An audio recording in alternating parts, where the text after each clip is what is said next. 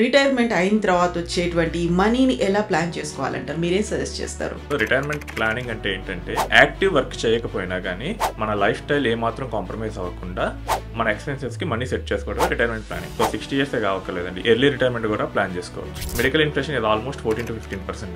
అంటే every 10 years కి 4 times పెరుగుతుంది. సో అది ఒక 30 years తర్వాత చూస్తే 30 lakhs అవుతుంది. బెస్ట్ మ్యూచువల్ ఫండ్ అంటే మీరు ఏం సజెస్ట్ చేస్తారు? చాలా మంది చేసే మిస్టేక్ ఏంటంటే గూగుల్లో కొడతారు, టాప్ ఫండ్స్ వస్తాయి, ఆ టాప్ ఫండ్స్ లో పెట్టేస్తారు. సో అది చాలా పెద్ద మిస్టేక్. ఆ ట్యాక్స్ ని రిడ్యూస్ చేసుకోవాలంటే దానికి కూడా ఏమైనా ప్లానింగ్ అనేది ఉంటుందా? మనకి రూల్ ఏంటంటే 1.25 కన్నా ఎక్కువ ఉంటేనే ట్యాక్స్ కట్టాల్సి ఉంటుంది. సో ఈ రెండు స్ట్రాటజీస్ క్రియేట్ చేయగలిగితే మనకున్న ఈ 12.5% ట్యాక్స్ని ఒక 7 to 8% రెడ్యూస్ చేయొచ్చు. అంటే రిటైర్ అయ్యే టైంకి చాలా మంది ఏంటంటే ఫిక్స్డ్ అసెట్స్లో ఉంటారు. రియల్ ఎస్టేట్ కానీ ల్యాండ్స్ కానీ అసెట్స్ అనేవి ఉంటాయి కానీ ఇన్కమ్ రాదు. అందులో క్యాష్ రాకుండా ఎంత ఆస్తి ఉన్నా కానీ ఈ రోజుల్లో అయితే అది వర్కౌట్ అవ్వదు. లవ్ని మనం ఈఎంఐలో కొనుక్కోవాలి. నమస్తే, నేను Kavitha. Welcome to iDream. Retirement planning అంటే ఎలా ఉండాలి? ఎక్కువగా నష్టపోకుండా తీసుకోవాల్సినటువంటి జాగ్రత్తలు ఏంటి? చేసేటువంటి తప్పులేంటి? వీటి గురించి మాట్లాడుకుందాం. మనతో పాటుగా ఉన్నారు ఫైనాన్షియల్ ఎక్స్పర్ట్ సాయిరామ్ గారు. సాయిరామ్ గారు, నమస్కారం అండి. నమస్తే కవిత గారు. సో రిటైర్మెంట్ అనగానే మనకు ఆ టైంలో వచ్చేటువంటి బోల్డన్ని డబ్బులు ఉంటాయి, పిఎఫ్ ఉంటాయి, బెనిఫిట్స్ అనేవి చాలా ఉంటాయి. వాటన్నిటిని ప్రాపర్గా ప్లానింగ్ అనేది చేసుకోవాలి. రిటైర్మెంట్ అయిన తర్వాత వచ్చేటువంటి మనీని ఎలా ప్లాన్ చేసుకోవాలంటారు? మీరేం సజెస్ట్ చేస్తారు? రిటైర్మెంట్ ప్లానింగ్ అంటే రిటైర్మెంట్ అయిన తర్వాత వచ్చే మనీ కోసం కదండి. ఇప్పుడు అదేంటంటే గవర్నమెంట్ ఎంప్లాయీస్కి మోస్ట్లీ వస్తుంటుంది. బట్ ఈ రోజుల్లో గవర్నమెంట్ జాబ్స్ అనేవి చాలా తక్కువ ఉంటాయి. సో ప్రైవేట్ వాళ్ళకైతే కనుక రిటైర్మెంట్ బెనిఫిట్స్ అనేవి చాలా తక్కువ ఉంటాయి. అసలు ముందుగా జస్ట్ షార్ట్ కట్లో రిటైర్మెంట్ ప్లానింగ్ అంటే ఏంటంటే మనం యాక్టివ్ వర్క్ చేయకపోయినా కానీ మన లైఫ్ స్టైల్ ఏమాత్రం కాంప్రమైజ్ అవ్వకుండా మన ఎక్స్పెన్సెస్కి మనీ సెట్ చేసుకోవడమే రిటైర్మెంట్ ప్లానింగ్. సో అది 60 years వచ్చినప్పుడే చేసుకోవాలని అవసరం అయితే లేదు. సో 45 yearsలో కూడా రిటైర్మెంట్ ప్లానింగ్ చేసుకోవచ్చు. సో మనకి చాలామంది చేసే ఫస్ట్ మిస్టేక్ ఏంటంటే రిటైర్మెంట్ ప్లానింగ్లో 60 years అనుకుంటారు. సో 60 years కావక్కర్లేదండి, ఎర్లీ రిటైర్మెంట్ కూడా ప్లాన్ చేసుకోవచ్చు. సో ఈ రోజుల్లో ఫైర్ అనే కాన్సెప్ట్ చాలా పాపులర్ అవుతుంది. So financial independent, retire early. Okay. So దాని అర్థం ఏంటంటే అసలు పని చేయకుండా ఉంటామని కాదు. సో మనకు నచ్చిన ప్యాషన్ ఉన్న దాంట్లోకి వెళ్ళటం. నాకు ఒక క్లయింట్ ఉన్నారు, ఆయన ఫార్మా ఎంప్లాయ్. ఓకే. సో ఒక డీసెంట్ పే వస్తుంటుంది. సో కానీ ఆయనకేంటంటే ఆ జాబ్ నచ్చదు. బట్ ఆయనకున్న లోన్స్, కమిట్మెంట్స్ వీటి వల్ల ఆ జాబ్ కంటిన్యూ చేయాల్సి వస్తుంది. ఆయన ప్యాషన్ ఏంటంటే ఆర్గానిక్ ఫార్మింగ్. సో అక్కడ ఆయన కనుక చేస్తూ ఉంటే ఆయనకి మోర్ హ్యాపీనెస్ వస్తూ ఉంటుంది. ఇప్పుడు ఏంటంటే ప్లాన్ చేసేటప్పుడు ఒక నెక్స్ట్ 10 yearsలో మనం మొత్తం కార్పస్ కనుక సెట్ చేసుకుంటే మీరు ఈ ఫార్మాలో ఎంత సంపాదిస్తున్నారో అంత మీరు మంత్లీ తీసుకోవచ్చు. సో అప్పుడు మీకు నచ్చిన ప్యాషన్ని మీరు తీసుకోవచ్చు. సో ఇలా ప్లాన్ చేయాలి ఫస్ట్. ఇంకోటి ఏంటంటే 60 years కోసమే కాకుండా నెక్స్ట్ అసలు మనకు లైఫ్ ఎక్స్పెక్టెన్సీ ఎంత ఉంటుంది, సో దాని మీద కొట్టి కూడా ప్లాన్ చేయాల్సి వస్తుంది. సో మేజర్గా ఫస్ట్ చేసే మిస్టేక్స్ ఏంటంటే మన life style inflation mostly miss అయిపోతారు రిటైర్మెంట్ ప్లానింగ్లో. సో ఇప్పుడు ఏంటంటే ఒక 40 years పర్సన్కి జనరల్గా రిటైర్మెంట్ ప్లానింగ్ గుర్తొస్తుంది, లేదా 40 లేదా 50 yearsకి. అంటే నెక్స్ట్ 10 years అప్పుడు వాళ్ళకి అసలు జాబ్ ఉండదు, ఇంకా అప్పుడు ఇన్కమ్ ఉండదు, కాబట్టి ఎలా చేయాలని చెప్పేసి. బట్ మోస్ట్లీ చేసే మిస్టేక్ ఏంటంటే ఈ లైఫ్ స్టైల్ పెరిగేదని మర్చిపోతారు. 10 years బ్యాక్ మనం ఎంత స్పెండ్ చేస్తున్నాం, ఇప్పుడు ఎంత స్పెండ్ చేస్తున్నాం, ఆ తర్వాత 10 yearsకి ఎలా ఉంటుంది. సో దీని అయితే మనం చూసుకోవాలి. అండ్ మెడికల్ ఇన్ఫ్లేషన్ మర్చిపోతారు. సో మెడికల్ ఇన్ఫ్లేషన్ మర్చిపోతే కనుక మన రిటైర్మెంట్ కార్పస్ అనేది అసలు కంప్లీట్గా డ్యామేజ్ అవుతుంది. ఈ ఇన్ఫ్లేషన్ గురించి చెప్తా అంటే లైఫ్ స్టైల్ ఇన్ఫ్లేషన్ ఏంటంటే ఒక 10 years బ్యాక్ మనం ఒక నార్మల్ చిన్న కార్లో ఉన్నాం, ఇప్పుడు కొంచెం హై లెవెల్ కార్కి వెళ్తాం. సో ఇప్పుడు ఏంటంటే మన రిటైర్మెంట్ ప్లానింగ్లో కనుక మనం దీన్ని కనుక మిస్ చేస్తే ఏమైందంటే మనం ఇంకా తక్కువ కాంప్రమైజ్ అవ్వాల్సి వస్తుంది. ఇంకోటి ఏంటంటే మెడికల్ కాస్ట్. ఇప్పుడు ఈ రోజుల్లో ఒక కెట్రాక్ట్ సర్జరీ ఒక 1 lakh rupees ఉంటుంది. మెడికల్ ఇన్ఫ్లేషన్ ఇది ఆల్మోస్ట్ 14 to 15% అండి. అంటే ఎవ్రీ 10 yearsకి 4 times పెరుగుతుంది. 4 times కాదు, 3 times పెరిగినాయి అనుకోండి. ఓ 40 years ఉన్న మన పర్సన్ కెట్రాక్ట్ అనేది నార్మల్ రిపేర్ లాంటిది. సో అది నాకు ఇష్యూ ఉంటేనే వస్తుంది, అది ఏం కాదు. సో అది ఒక 30 years తర్వాత చూస్తే 30 lakhs అవుతుంది. సో వీళ్ళు కనుక రిటైర్మెంట్ కార్పస్ నాకు 2 crores సరిపోతుంది అనుకున్నారు అనుకోండి, హెల్త్ ఇన్సూరెన్స్ సరిగ్గా తీసుకోలేదనుకోండి, జస్ట్ ఒక 10 lakhs పాలసీ తీసుకున్నారు. సో కెట్రాక్ట్కి 30 lakhs అయింది. ఒకవేళ వైఫ్ అండ్ హస్బెండ్ ఇద్దరికి వస్తే 60 lakhs అవుతుంది. So 10 lakhs insurance company pay చేస్తుంది, మిగిలిన 50 lakhs వీళ్ళ కార్పస్లోంచి తీయాలి. సో మన మెడికల్ ఇన్ఫ్లేషన్ అండర్ ఎస్టిమేట్ చేసినా, మన life style inflation under estimate చేసినా కానీ రిటైర్మెంట్ అప్పుడు ఇబ్బంది పడాల్సి వస్తుంది. ఇంకోటి ఏంటంటే చాలామంది చేసేది ఏంటంటే రిటైర్ అయ్యే టైంకి చాలామంది ఏంటంటే ఫిక్స్డ్ అసెట్స్లో ఉంటారు, రియల్ ఎస్టేట్ కానీ ల్యాండ్స్ కానీ. సో వాళ్ళు ఏంటంటే అసెట్స్ అనేవి ఉంటాయి కానీ ఇన్కమ్ రాదు అందులోంచి. ఆస్తులు ఉండడానికి కోటాను కోట్లు ఉంటాయి, బట్ రూపాయి ఆదాయం కూడా రాదు. సో ఒక రిటైర్ అయిన పర్సన్, సో ఇప్పుడు 60 years అయ్యారు, రిటైర్ అయ్యారు అనుకుందాం.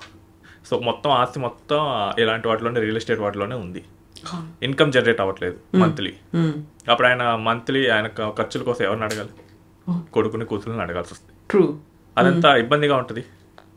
ఇంకోటి ఏంటంటే వాళ్ళకి ఒక మనవరాలు వచ్చారు, కొంచెం క్యాష్ గిఫ్ట్ ఇవ్వాల్సిన అవసరం ఉంటుంది, దాన్ని కూడా పోయి కొడుకుని అడుగుతారా? మొన్న ఒక కేసు చూశాను. సో ఆయనకు ఉండడానికి దాదాపు 8 crores అసెట్స్ ఉన్నాయి, బట్ మొత్తం రియల్ ఎస్టేట్లోనే పెట్టాడు. ఫిక్స్ చేసి పెట్టేశారు. ఇంకా స్థలాలు 10 acres ఉన్నాయి, కొన్ని ప్లాట్స్ ఉన్నాయి, ఓన్ హౌస్. నాకేంటి దర్జాగా ఉండొచ్చు అనుకున్నాడు. ఒక 2 years తగ్గిన తర్వాత వాళ్ళ గ్రాండ్ చిల్డ్రన్ వచ్చారు. బర్త్డేకి డ్రెస్ కొని పెట్టాలంటే 5,000 ఆయన దగ్గర లేవు. అది కూడా వాళ్ళ కొడుకున్నాడు, అది వాళ్ళ కోడలు చూసింది.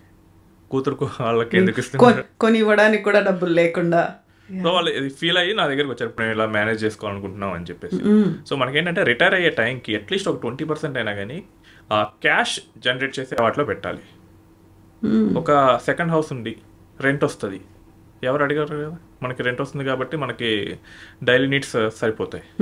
లేదా ఒక ఎఫ్డీ చేసే దాని నుంచి మంత్లీ ఇన్కమ్ తీసుకోండి. మ్యూచువల్ ఫండ్లో SWP పెట్టండి, సో దట్ మీకు మంత్లీ క్యాష్ అనేది రావాలి. క్యాష్ రాకుండా ఎంత ఆస్తి ఉన్నా కానీ ఈ రోజుల్లో అయితే అది వర్కౌట్ అవ్వదు. ఎందుకంటే ఈవెన్ ఈరోజు పిల్లలకు కూడా నువ్వేమిస్తావు వస్తే అదే చూస్తారు. లవ్ని మనం ఈఎంఐలో కొనుక్కోవాలి ఇక్కడ. సో ఇప్పుడున్న కమర్షియల్ డేస్లోనే ఉన్నాం. సో వస్తే ఏమిస్తారు, ఆ తాత వస్తే గిఫ్ట్లు ఇస్తారు, కొని పెడతారంటే అలా ఉంటేనే పిల్లలు వస్తున్నారు. సో మనం కూడా దానికి ట్రెండ్ తగ్గట్టు చేంజ్ అవ్వాలి. సో రిటైర్మెంట్ దగ్గర పడే టైంలో మోస్ట్లీ మనం ఏం చేయాలంటే ఒక 20% అయినా కానీ మనం ఫిక్స్డ్ అసెట్స్ని మనకి ఇన్కమ్ జనరేట్ చేసే వాటిలో పెట్టుకోవాలి. మిగిలిన 80% ఫిక్స్డ్ ఉన్నా నో ప్రాబ్లం. ఇన్కమే లేకపోతే కనుక ఆ టైంలో చాలా ఇబ్బంది పడాల్సి వస్తుంది. నెక్స్ట్ వచ్చేసరికి లైఫ్ ఎక్స్పెక్టెన్సీని మిస్ అవటం. మనకి ఇండియాలో లైఫ్ ఎక్స్పెక్టెన్సీ ఎంత మేడం? Almost 60 above. కరెంట్లీ వచ్చేసరికి ఒక 72 ఉంటుంది. సో ఈ 72 years అంటే మనకి 1960sలో చూసుకుంటే 40 ఉంది. ఒక 20 years తర్వాత చూసుకుంటే సరికి 50 వైపు వచ్చింది, అంటే 1980sకి. 2000కి వచ్చేసరికి 60 వచ్చింది. 2020లో కోవిడ్ అప్పటికే 70 వచ్చింది, బట్ కోవిడ్ వల్ల కొంచెం పడి మళ్ళీ ఇప్పటికి 2025కి 72 ఉంది. సో మనకి ఈ ట్రెండ్ ఏం చేస్తుందంటే ఎవ్రీ 20 yearsకి అట్లీస్ట్ 10 years అనేది లైఫ్ ఎక్స్పెక్టెన్సీ పెరుగుతుంది. సో ఇప్పుడు 40 years పర్సన్ కనుక ప్లాన్ చేసుకునేటప్పుడు నాకు లైఫ్ ఎక్స్పెక్టెన్సీ 70 ఉంది కాబట్టి నేను నెక్స్ట్ 10 years అంటే 30 yearsకి నేను ప్లాన్ చేసుకుంటా అంటే ఆయన రిటైర్మెంట్ వచ్చేసరికి లైఫ్ ఎక్స్పెక్టెన్సీ 80 అవుతుంది. సో ఆయన లైఫ్ స్టైల్కి వచ్చేసరికి అది ఇంకా 85 కూడా అవ్వచ్చు. అదేంటండి ఇంత అవుతుందా అంటారు. అసలు నమ్మరు ఫస్ట్ లైఫ్ ఎక్స్పెక్టెన్సీ పెరుగుతుంది అంటే. అప్పుడు పూర్వం లేదు కదా అంటారు. పూర్వం ఎందుకు లేదంటే దర్ ఇస్ మెడికల్ అడ్వాన్స్మెంట్ లేదు, ఇన్ని ఫెసిలిటీస్ లేవు. అండ్ ఇంకోటి ఏంటంటే అప్పుడు కొంచెం కరువులు ఇవన్నీ వచ్చేవి. సో ఫుడ్ గ్రెయిన్స్ అడిక్వేట్గా ఉండేవి కావు. సో ఇండిపెండెన్స్ వచ్చిన స్టార్టింగ్లో అంతా ఒక నెక్స్ట్ 40 years అదే సిచ్యువేషన్ ఉండేది ఇండియాకి. బట్ గ్రీన్ రెవల్యూషన్ తర్వాత నుంచి ఇవన్నీ మారిపోయాయి. ఫుడ్ గ్రెయిన్స్ మంచిగా అవైలబుల్లోకి వచ్చాయి. అండ్ మనకి మెడికల్ అడ్వాన్స్మెంట్ కూడా వచ్చింది. ఈవెన్ కోవిడ్కి మనకి వ్యాక్సిన్ ఫాస్ట్ ఫేజ్లో జస్ట్ 3-4 monthsలో తయారు చేశారు. నార్మల్గా అయితే ఒక వ్యాక్సిన్ తయారు చేయడానికి 20 years పడుతుంది. అంత రీసెర్చ్ పెట్టాలి దాని మీద. కానీ మనకి మెడికల్ అడ్వాన్స్మెంట్ వచ్చి మనకి ఫాస్ట్గా తయారు చేస్తున్నారు. సో ఈవెన్ మనకి హెల్త్ ఇష్యూస్ ఉన్నా కానీ మెడిసిన్ మీద అయితే బతికిస్తున్నారు. సో ఈ రోజుల్లో 20 years 30sలో కూడా డయాబెటీస్ బీపీస్ వస్తున్నాయి. But he will survive medication మీద పెట్టి. పూర్వం అది లేదు. బట్ ఈ విషయాన్ని కంప్లీట్గా ఇగ్నోర్ చేస్తారు. అసలు ఫస్ట్ ఏంటంటే చాలామంది నా దగ్గర వచ్చి మాట్లాడేటప్పుడు అసలు యాక్సెప్ట్ చేయరు దాన్ని. అంతెందుకు ఉంటుంది అంటారు. ఒకసారి చూస్తే తెలుస్తుంది. అబ్జర్వ్ చేస్తూ ఉంటే ట్రెండ్ని. మన చుట్టుపక్కల ఊళ్ళల్లో ఎంతమంది ఉన్నారు, సో పెన్షనర్స్ వాళ్ళు ఎంతమంది ఉన్నారు, ఇంకెందుకండి మూవీ ఇండస్ట్రీలో చూసినా తెలుస్తుంది. సో 70+ యాక్టర్స్ ఎంతమంది ఉన్నారు, ఒకప్పుడు ఎంతమంది ఉన్నారు. సో ఇదంతా కంపేర్ చేసినా తెలుస్తుంది. ఎండ్ ఆఫ్ ది డే అది మనకే పనికొస్తుంది అనేటువంటి ఆలోచన స్పృహ పెట్టుకుంటే. ఇప్పుడు ఏంటంటే ఈ మిస్టేక్ కనుక చాలామంది చేసేది ఏంటంటే లైఫ్ ఎక్స్పెక్టెన్సీ మిస్టేక్. ఎక్కువ కాలం ఉంటామన్న విషయాన్ని మర్చిపోయి తక్కువ ఒక 10 yearsకో 15 yearsకో ప్లాన్ చేస్తారు. సో ఇప్పుడు ఏంటంటే 60 నుంచి 70 వరకు వెళ్ళేసరికి ఆ కార్పస్ మొత్తం అయిపోతుంది. కార్పస్ మొత్తం అయిపోయేసరికి నెక్స్ట్ 10 years 15 years ఎలా ఉండాలి? ఆ విషయాన్ని కంప్లీట్గా ఇగ్నోర్ చేస్తే చాలా ఇబ్బంది పడాల్సి వస్తుంది. మీకు ఇంకో షాకింగ్ న్యూస్ చెప్తాను. సో ఇక్కడ నుంచి ఒక 20 years తర్వాత ఒక 2 crore కార్పస్తో రిటైర్ అయ్యారు అనుకున్నాం ఒక పర్సన్. ఓకే. సో అవి కేవలం రెంట్కి రైస్ అండ్ వెజిటేబుల్స్ కొనుక్కోడానికి సరిపోతాయి, దాని నుంచి వచ్చే పెన్షన్. సో ఈ రోజుల్లో హైదరాబాద్ లాంటి సిటీలో 15,000 రెంట్ అనుకోండి, 15,000 ఎక్స్పెన్సెస్, అంటే మొత్తం 30,000. అంటే ఎవ్రీ 10 yearsకి ఇన్ఫ్లేషన్ 7% ఉంటుంది. ఎవ్రీ 10 yearsకి డబుల్ అవుతాయి. 30 కాస్త నెక్స్ట్ 2035కి 60,000 అవుతుంది, 2045కి 1,20,000 అవుతుంది. మీరు ఈ 2 crores తీసుకెళ్ళి స్టేట్ బ్యాంక్లో ఎఫ్డీ చేస్తే ఇప్పుడున్న 6% ప్రకారం చూస్తే వాడు 1,00,000 ఇస్తాడు. ఫ్యూచర్లో ఏంటంటే ఇంట్రెస్ట్ రేట్లు పడుతుంటాయి, దాన్ని మిస్ చేస్తారు. సో మీరు ఫస్ట్లో అడిగారు కదా క్వశ్చన్. సో మనకి మొత్తం రిటైర్మెంట్ అయినప్పుడు ఒక లంసమ్ వస్తే ఏం చేయాలని. ఫస్ట్ ఏంటంటే ఈ ఎఫ్డీస్ వాటి మీద లాంగ్ టర్మ్ బెట్ చేయకూడదు. ఓకే. సో ఇవేంటంటే ఎఫ్డీస్ 2000 ఆ టైంలో 12-13% ఉన్నాయి. ఇప్పుడు వచ్చేసరికి 25 yearsకి వచ్చేసరికి సగానికి సగం పడిపోయి 6-7% ఉన్నాయి. నెక్స్ట్ 25 yearsలోకి వచ్చేసరికి 3-2 కూడా రావచ్చు. ఓకే. సో ఎఫ్డీ రేట్లు అన్నీ పడుతూ ఉంటాయి. డెవలపింగ్ ఎకానమీ ఎఫ్డీలో ఎవడు ఎక్కువ రేట్లు ఇవ్వడు. సో ఈ విషయాన్ని మర్చిపోయి మొత్తం నేను ఎఫ్డీ మీద పెడతా అంటే ఏమవుతుందంటే మనకు ఖర్చు ఏమవుతుందంటే ఎవ్రీ ఇయర్ కొంచెం పెరుగుతుంది. సో నేను సింపుల్ లైఫ్ స్టైల్ మెయింటైన్ చేస్తాను కానీ ఓల్డ్ ఏజ్ వచ్చేసరికి మెడిసిన్ కాస్ట్ అన్న అవుతుంది. సో అక్కడన్నా కానీ కాస్ట్ అనేది పెరుగుతూ ఉంటుంది. సో ఇప్పుడు నాకు ₹1,00,000 ఉన్నాయి, నేను ఎఫ్డీ చేసేస్తాను, నాకు మంత్లీ ఒక 50,000 వడ్డీ వస్తుంది అనుకోండి. బట్ డౌన్ ద లైన్ ఏమవుతుందంటే మనకు ఖర్చు పెరుగుతూ ఉంటుంది, ఎఫ్డీ ఇంట్రెస్ట్ రేట్లు పడిపోతూ ఉంటాయి. ఒక 10 ఏళ్ల తర్వాత చూస్తే వాడు 50,000 ఇవ్వకుండా 35,000 ఇస్తాడు. మనకి ఈరోజు కాస్ట్ ఒక 20,000 ఉంటే అది పోయి 10 yearsకి 40,000 అవుతుంది. మిస్ మ్యాచ్ అవుతుంది. సో ఉన్న కార్పస్ నుంచి తీయాల్సి వస్తుంది. ఫస్ట్ ఏంటంటే మీ కార్పస్ని ఇన్ఫ్లేషన్ కన్నా ఎక్కువ వచ్చే వాటిలో పెట్టాలి. సో అలా ఉంటేనే మనకి సేఫ్టీ ఉంటుంది. ఒకటి ఏంటంటే మీకు ఏమన్నా హౌస్ సెకండ్ హౌస్ కొన్ని దాన్ని రెంట్కి ఇవ్వండి. సో దట్ రెంట్ అనేది ఇన్ఫ్లేషన్ ప్రకారం పెరుగుతుంది. అది కూడా కావాలంటే మేజర్ సిటీస్లోనే వర్కౌట్ అవుతుంది. సో నేను ఊళ్ళో ఉన్నాను అంటే ఊళ్ళో రెంట్కి ఇచ్చినా అంత రాదు. హైదరాబాద్, వైజాగ్ ఇలా కొంచెం సిటీస్లో అయితే అది మీకు వర్కౌట్ అవుతుంది. ఇంకా అది లేని పక్షంలో కమర్షియల్ ప్రాపర్టీస్ చూసుకోండి రెంట్కి. సో దట్ కమర్షియల్ ప్రాపర్టీస్ అయితే కొంచెం హయ్యర్ రెంట్ వస్తుంది నార్మల్ రెసిడెన్స్ కన్నా. సో అది కూడా కొంచెం హై గ్రోత్తోనే వెళ్తుంది. ఇంక ఇది కూడా లేదు అంటే కనుక then go for an mutual fund option. So mutual ఫండ్లో మీరు పెట్టేసి SWP తీసుకోండి. ఇక్కడ ఏమవుతుందంటే మీ కార్పస్ కూడా ఎవ్రీ 10 yearsకి డబల్ అవుతుంది. మీరు మంత్లీ పెన్షన్ తీసుకుంటున్నా కానీ 1 crore పెట్టారు, మీరు 50,000 రూపీస్ పెన్షన్ తీసుకుంటూ ఉన్నారు ఎవ్రీ మంత్. ఓ 10 years తర్వాత మీ కార్పస్ 2 crores అవుతుంది.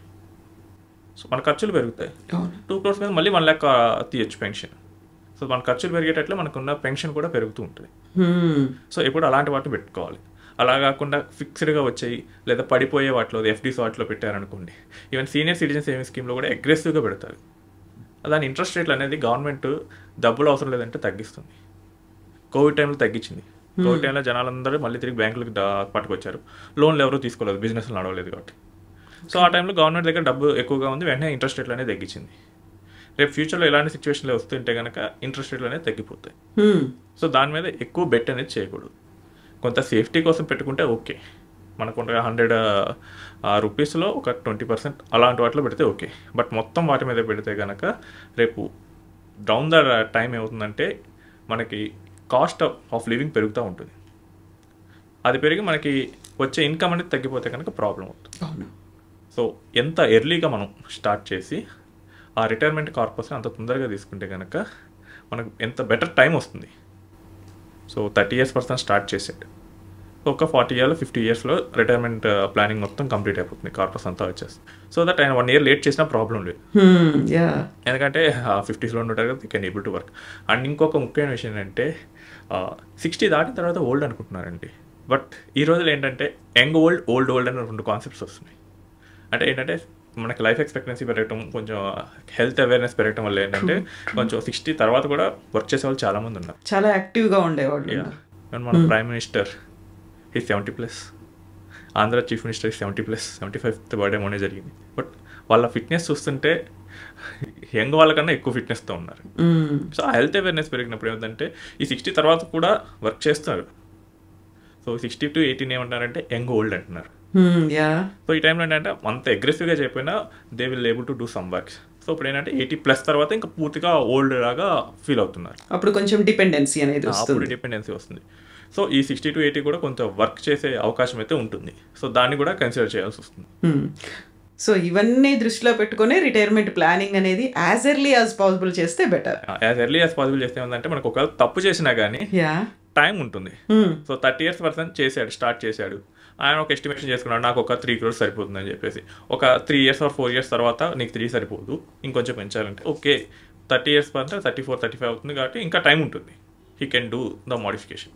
అదే 50 years పర్సన్ స్టార్ట్ చేశాడు, ఆయనకు ఒక 2 crores సెట్ అవుతుంది అనుకున్నాడు, అది 2 కాదు 3 అని తేలింది అనుకోండి, ఇంకా 5 ఏళ్ళే ఉంటుంది. 5 ఏళ్ళలో ₹1,00,00,000 ఇంకా ఎక్స్ట్రా ఖర్చు క్రియేట్ చేయాలంటే చాలా కష్టం అవుతుంది. ఇంకోటి ఏంటంటే ఆ కార్పస్ అనేది ఇన్కమ్ వచ్చేటట్లు పెట్టుకోవాల్సి వస్తుంది. సో నువ్వు ఇన్కమ్ కాకుండా ఫర్ ఎగ్జాంపుల్ నేను చూశాను కొన్ని కేసెస్లో ప్రాపర్టీ కొనేస్తారు, కొనేసి పిల్లలకి ఇచ్చేస్తారు. ఆ ఇచ్చిన కొంతకాలం బాగా సాటిస్ఫాక్షన్గా ఉంటారు, తర్వాత నుంచి డైలీ మామూలుగా వీళ్ళకి డబ్బులు అవసరం వస్తుంది, వీళ్ళు వాళ్ళని అడగాలి, వాళ్ళు ఇబ్బంది పడుతూ ఉంటారు అడగటానికి. అవతల ఉన్నాడేమో కొంచెం వాడి టెన్షన్లో వాడు ఉంటాడు, వాడి ఆఫీస్ వర్క్స్లో వాళ్ళు. సో ఇదంతా మిస్మేనేజ్మెంట్ అనేది వస్తుంది. అదే మీరు మెర్లీగా చూసి కొంచెం బెటర్గా ప్లాన్ చేసుకొని మీరు ఇన్కమ్ వచ్చే వాటిలో పెట్టుకుంటే రిటైర్ అయ్యేటప్పుడు మీరు ఎవరిని అడగాల్సిన అవసరం ఉండదు, ఇబ్బంది పడకుండా ఉండొచ్చు. మనం చూస్తుంటాం పెన్షనర్స్ లైఫ్ స్టైల్. సో వాళ్ళ గవర్నమెంట్ పెన్షన్ వస్తుంది, సో వాళ్ళు ఎంత బాగా చూసుకుంటారు, వాళ్ళకి సొసైటీలో ఒక రెస్పెక్ట్ వస్తుంది. అలా కాకుండా పెన్షనర్ అవుతే వీళ్ళు అసలు జనరల్గా బయటికి కూడా రారు, వీళ్ళు ఇంకా ఖర్చు అవుతుందని చెప్పేసి బయట తిరగడం తగ్గిస్తూ ఉంటారు, ఎక్కడికైనా ఫంక్షన్లకు వెళ్ళాల్సి వస్తుంది, గిఫ్ట్ ఇవ్వాల్సి వస్తుందని అవన్నీ తగ్గిస్తూ ఉంటారు. అండ్ వీళ్ళకి కూడా ఏమన్నా హెల్త్ ఎమర్జెన్సీ అయితే ఇంట్లో వాళ్ళు స్పెండ్ చేయాల్సి వస్తుంది. సో వెల్ సెటిల్డ్ ఫ్యామిలీస్ అయితే no problem, but middle class families అయితే ప్రాబ్లం వస్తుంది. సో అందుకనే మొత్తం మన రిటైర్ అయ్యే టైం కల్లా సో ఒక హెల్త్ పాలసీ అనేది కాంక్రీట్గా తీసుకోవాల్సి వస్తుంది. అది కూడా నెక్స్ట్ 20 yearsకి ఎంత మెడికల్ ఖర్చు అవుతుంది దాని ప్రకారం చూసుకోవాలి. నెక్స్ట్ ఏంటంటే ఇన్కమ్ జనరేటింగ్ ఆప్షన్స్లో పెట్టాలి, అంతేగాని వాల్యూ పెరిగే వాటిలో పెట్టకూడదు. వాల్యూ పెరిగితే నీకేం ఉపయోగం ఉండదు, అది పేపర్ మీద వాల్యూ పెరుగుతుంది, నువ్వు ఎప్పుడు అమ్మనంత వరకు నీకు అది క్యాష్గా రాదు. మనకి ఇమీడియట్ అవసరాలు అనేది తీరాలి. ఇంకోటంటే యాజ్ ఎర్లీ యాజ్ పాసిబుల్ మీరు స్టార్ట్ చేయాలి. సో రిటైర్మెంట్ అనేది చాలా కాంప్లికేటెడ్ థింగ్. సో మనకి ఫ్యూచర్లో చేంజెస్ చాలా వస్తూ ఉంటాయి. సో ఇది ఒక కేసు ఏంటంటే మేము ఒక పర్సన్కి ప్లాన్ చేసాం రిటైర్మెంట్ ప్లానింగ్. సో ఆయన 27 years అప్పుడే స్టార్ట్ చేసాం. Okay, he has 1 kid. So దాంతోనే ప్లాన్ చేస్తూ వచ్చాం. మన 32 అప్పుడు ఆయన జస్ట్ April 1st weekలోనే మళ్ళీ ప్లానింగ్ వచ్చినప్పుడు he has a 2nd kid. So ఇది ఫస్ట్ టైం ప్లానింగ్ చేసేటప్పుడు డిస్కస్ చేయలేదు. సో ఇలాంటివన్నీ మనకి ఏంటంటే ఎర్లీగా స్టార్ట్ చేసేటప్పుడు మేనేజ్ చేసుకోవడానికి కుదురుతుంది. ఇంకోటి ఏంటంటే పిల్లలకు పెళ్ళిళ్ళు రావచ్చు, కొంతమంది ఏంటంటే 60+ వాళ్ళకి తర్వాత కూడా వాళ్ళ ఏజ్ 60 తర్వాత కూడా పిల్లలకి ఇంకా డిపెండెన్సీ ఉంటుంది, వాళ్ళు మాస్టర్స్ చేయటము లేకపోతే ఇంకా జాబ్లో సెటిల్ అవ్వకపోవడం ఇలాంటివి కూడా జరుగుతుంది, వాళ్ళ పెళ్ళిళ్ళు చేయాల్సి వస్తుంది, ఆ టైంలో మనీ కావాల్సి వస్తుంది. సో ఇవన్నీ మనకి ఎర్లీగా స్టార్ట్ చేస్తే అంటే మొత్తం కాంక్రీట్గా ప్లాన్ చేసుకోవడం కుదురుతుంది. ఒక స్ట్రాటజీ, ఒక ప్లానింగ్తో ముందుకెళ్ళాలి. సో ఇప్పుడు సాయిరామ్ గారు చాలా వరకు మ్యూచువల్ ఫండ్స్లో ఇన్వెస్ట్ చేయాలి అనేటువంటి ఒక కాన్సెప్ట్ మెల్లిమెల్లిగా పెరుగుతున్నట్టుంది. అలా ఇన్వెస్ట్ చేయాలనుకున్నప్పుడు బెస్ట్ ఏంటి, అసలు బెస్ట్ మ్యూచువల్ ఫండ్ అంటే మీరు ఏం సజెస్ట్ చేస్తారు? బెస్ట్ మ్యూచువల్ ఫండ్ అంటే మన రిక్వైర్మెంట్ బట్టి ఉంటుందండి. సో నేను సేఫ్గా ఆడాలనుకుంటున్నాను, సో నాకు ఒక రకమైన మ్యూచువల్ ఫండ్ ఉంటుంది. మీరేం కొంచెం అగ్రెసివ్గా రిస్క్ తీసుకోవాలనుకుంటున్నారు, మీకు ఒక రకమైన ఉంటుంది. సో ఇవన్నీ పర్సన్ టు పర్సన్ వ్యారీ అవుతుంది, అందుకని ఇది పర్సనల్ ఫైనాన్స్ అయింది. సో అందరికీ కలిపి ఒకే సొల్యూషన్ అయితే ఉండదు. సో ఈ మ్యూచువల్ ఫండ్స్లో మనం సెలెక్ట్ చేసుకునేటప్పుడు ఫస్ట్ ఏంటంటే చాలామంది చేసే మిస్టేక్ ఏంటంటే గూగుల్లో కొడతారు, టాప్ ఫండ్స్ వస్తాయి, సో ఆ టాప్ ఫండ్స్లో పెట్టేస్తారు. సో అది చాలా పెద్ద మిస్టేక్. సో మీరు ఈ రోజు ఉన్న టాప్లో ఫండ్లో పెడితే ఇది ఆల్రెడీ ఈ రోజు టాప్ అయిపోయింది, అది మీకు మనీ నెక్స్ట్ 10 years తర్వాత 5 years తర్వాత కావాలి. సో నెక్స్ట్ 5 yearsలో టాప్ ఉండే ఫండ్లో పెట్టాలి, ఈ రోజు టాప్లో ఉన్న ఫండ్లో పెట్టాలా? ట్రూ. సో ఈ రోజు ఉన్నది పెడితే కనుక అది నెక్స్ట్ 5 years తర్వాత టాప్లో ఉండకపోతే మనకి అనుకున్న గ్రోత్ రాకపోవచ్చు. ఇప్పుడున్న ఫ్లక్చువేషన్స్లో అది ఎప్పుడు పడిపోతుందో కూడా తెలియదు. అంటే ఫండ్స్ ఏమవుతాయి అంటే సైక్లికల్గా ఉంటాయి. సో ఇప్పుడు ఫస్ట్ వచ్చింది నెక్స్ట్ రాకపోవచ్చు. ప్రెసెంట్ మార్కెట్ హిస్టరీ మొత్తం చూసుకుంటే కనుక ఒక ఫండ్ కన్సిస్టెంట్గా 3 times టాప్గా ఎప్పుడు రాలా. ఓకే. సో ఇప్పుడు మనం ఏంటంటే మన రీసెర్చ్ మొత్తం గూగుల్లో చూస్ చేస్తాం. సో ఆ టైంలో ఓకే టాప్ వచ్చింది, బాగానే వచ్చింది, లాస్ట్ ఇయర్ సెకండ్ వచ్చింది, పెట్టేస్తాం. ఇది ఎవడైతే 5 years ముందు దాంట్లో పెట్టాడో, 10 years ముందు దాంట్లో పెట్టాడో వాళ్ళకి వస్తుంది. అంతేగాని నువ్వు ఇప్పుడు పెడితే ఏమవుతుంది, నెక్స్ట్ పడిపోతుంది. That has happened. మొన్న మార్కెట్ ఫ్లక్చుయేషన్స్లో మిడ్ క్యాప్లో ఫేమస్ మిడ్ క్యాప్ అని మోతీలాల్ ఫండ్, దాంట్లో చాలామంది పెట్టారు. మన మార్కెట్ ఫ్లక్చుయేషన్ అప్పుడు దాని రిస్క్ చూసుకోలేదు, అది మిడ్ క్యాప్ ఫండ్ ఎక్కువగా పడుతుంది, అది హెవీగా లాస్ అయింది. ఓకే. సో ఏంటంటే ఫస్ట్ ఏంటంటే don't invest in top funds. కొంచెం 4th, 5th, 6th కన్సిస్టెన్సీ ఉన్న ఫండ్స్ ఏమైనా సెలెక్ట్ చేసుకోండి. కన్సిస్టెన్సీ అంటే దానికి ఒక బెంచ్ మార్క్ ఇస్తారు.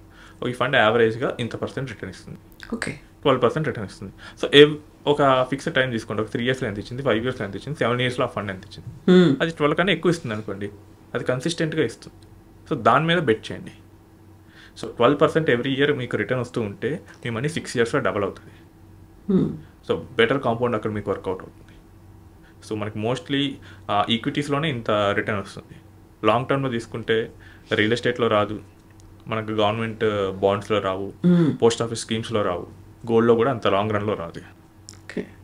సో ఈ లాంగ్ రన్లో మనకి 12% వస్తుందంటే ఎవ్రీ 6 yearsకి మనకి డబల్ అవుతుంది. సో కన్సిస్టెంట్గా ఉండే రిటర్న్ ఇచ్చే ఫండ్ని మీరు సెలెక్ట్ చేసుకోవాలి. ఇంకోటి ఏంటంటే మనకి ఏ కేటగిరీ ఆఫ్ ఫండ్ కావాలి. మీరు కనుక ఫస్ట్ టైమర్స్ లేదా కొంచెం ఏజ్ ఎక్కువ ఉన్న వాళ్ళు, మార్కెట్లోకి అప్పుడే ఎంటర్ అవుతున్నారు, go for and hybrid funds. మీరు ఈక్విటీని అప్పుడే ట్రై చేయదు. ఓకే. ఈక్విటీ ఏంటంటే అదొక రోలర్ కోస్టర్ రైడ్ తీసుకెళ్తుంది, మిమ్మల్ని ఒకేసారి పైకి తీసుకెళ్తుంది, అక్కడి నుంచి ఒకేసారి కింద పడేస్తుంది. అంటే మిగతా అసెట్స్ కూడా అలానే చేస్తాయి, కాదు దాంట్లో నెత్తి మీద ప్రైస్ ట్యాక్స్ ఉండవు కాబట్టి కనపడదు. ఇప్పుడు గోల్డ్ రోలర్ కోస్టర్లో పైకి తీసుకెళ్ళింది, లాస్ట్ టైం మనం పాడ్కాస్ట్ చేసినప్పుడే లక్ష వస్తుంది అన్నాం. సో ఈరోజు వచ్చేసింది. సో ఇంకో చూడండి, ఇంకో 6-7 yearsలో 2 lakhs కూడా అవుతుంది. సో ఆ రోలర్ కోస్టర్లో పైకి తీసుకెళ్ళినప్పుడు అంతా బాగానే ఉంటుంది, బట్ కింద పడితే మాత్రం చాలా హెవీగా ఉంటుంది. జస్ట్ మార్కెట్ మొన్న ఒక 15% పడితేనే చాలామంది పోర్ట్ఫోలియోస్ అన్ని రెడ్లోకి వెళ్ళిపోయాయి. సో వాలటాలిటీని తట్టుకోవాలి. సో ఎర్లీగా అంటే ఫస్ట్ కొత్తగా వచ్చే వాళ్ళు దాన్ని తట్టుకోలేకపోవచ్చు, కాబట్టి వాళ్ళ హైబ్రిడ్ ఫండ్స్ అనేవి కరెక్ట్. ఎవరైతే లాంగ్ టర్మ్ ఉంటారు, ఈ మనీ మా కిడ్స్ మ్యారేజ్ కోసం, కిడ్స్ హైయర్ ఎడ్యుకేషన్ కోసం, లేదా ఒక 10 years తర్వాత నేను ఏదైనా కొనాలనుకుంటున్నాను నా రిటైర్మెంట్ కోసం, అలాంటివి ఉన్నప్పుడు కొంచెం ఈక్విటీస్లో కూడా పెట్టచ్చు. ఆ ఈక్విటీస్లో కూడా ఎలా పెట్టాలంటే go for flexi caps or multi caps, అలాంటి ఫండ్స్లో పెట్టి మనకి ఎక్స్పీరియన్స్ పెరిగే కొద్దీ మనం మిడ్ క్యాప్, స్మాల్ క్యాప్ ఇలాంటి రిస్కీ వాటిలో మనం వెళ్ళొచ్చు. లేదు నాకు అసలు ఈ చెప్పేవాళ్ళు ఎవరూ లేరనుకోండి, బ్యాంక్ అకౌంట్ అయితే ఉంటుంది కదా, సో ఆ బ్యాంక్కి వెళ్ళండి. జనరల్గా టాప్ 5 ప్రైవేట్ బ్యాంక్స్ కానీ పబ్లిక్ సెక్టర్ బ్యాంక్స్ కానీ ప్రతి వాటికి అయితే వాటి మ్యూచువల్ ఫండ్ కంపెనీస్ అయితే ఉన్నాయి.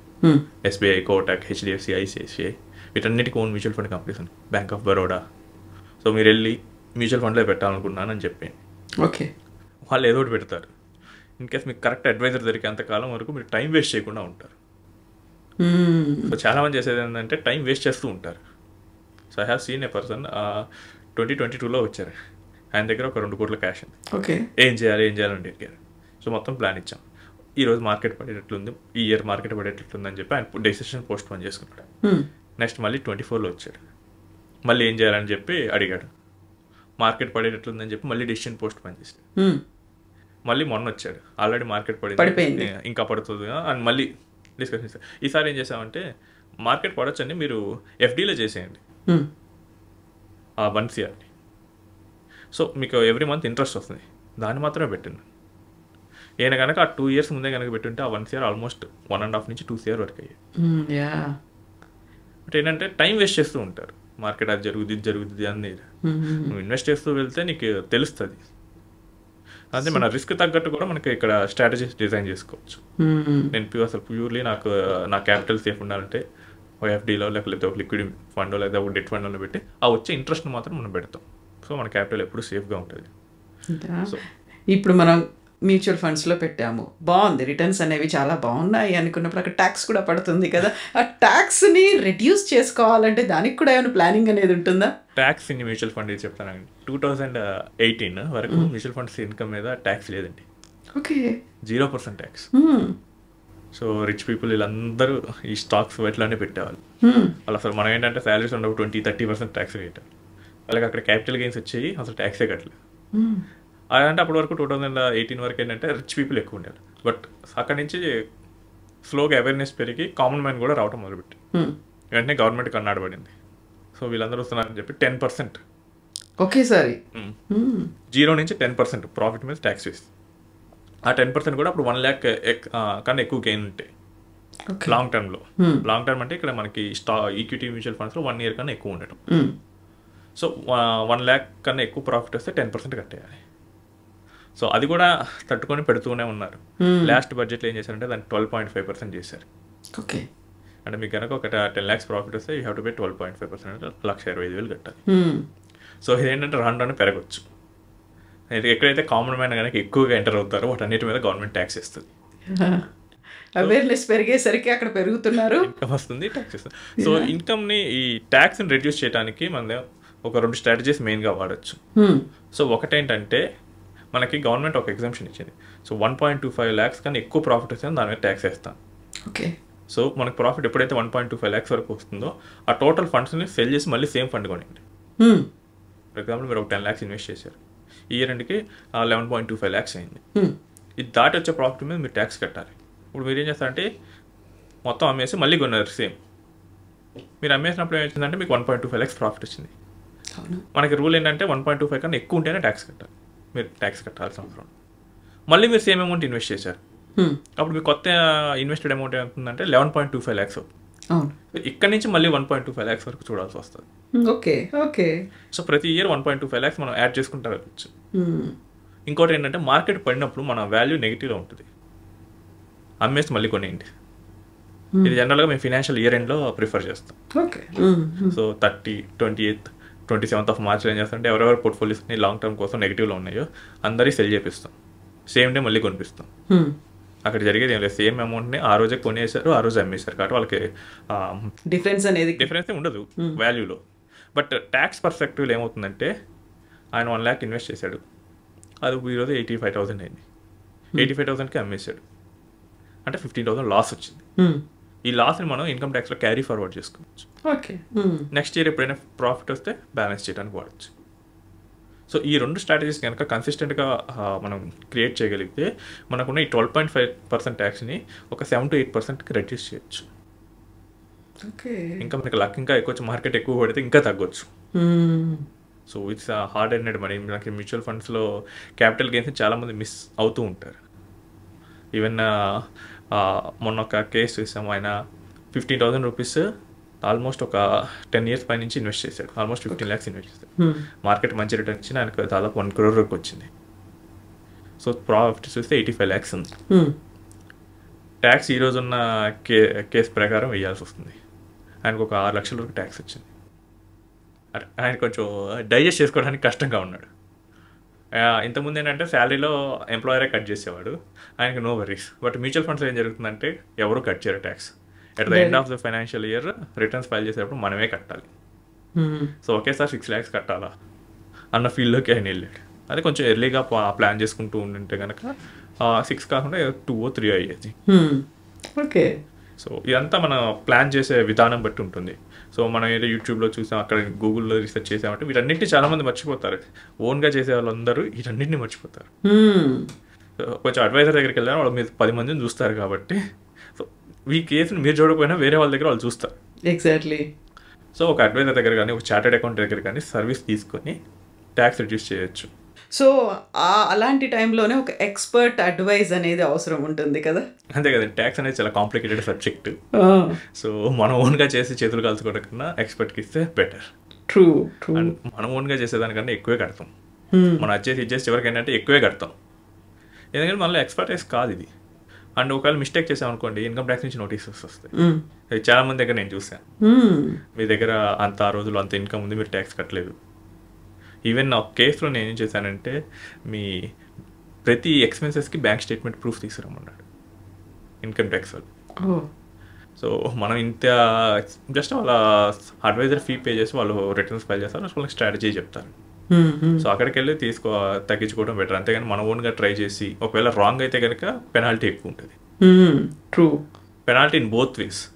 మనకేంటంటే కట్టాల్సిన ప్రాఫిట్ మీద ట్యాక్స్ పెరుగుతుంది, అండ్ ఒకవేళ రాంగ్ కనుక మన డెసిషన్ రాంగ్గా మనం ఫర్ ఎగ్జాంపుల్ మనం ఇంతే కట్టాలనుకుంటే తక్కువ కట్టామనుకోండి, దాని మీద ఇంట్రెస్ట్ కూడా ఇన్కమ్ ట్యాక్స్ ఇంకా ఎక్కువ పడుతుంది. సో దాని అడ్వైజర్కి వెళ్ళండి, చార్టెడ్ అకౌంట్ దగ్గరికి వెళ్ళండి. So they will do thus everything for you. Yes, proper planning అనేది, మేనేజ్మెంట్ అనేది అంతా కూడా, స్ట్రాటజీస్ అనేవి కూడా. Thank you so much Sairam గారు. Thank you.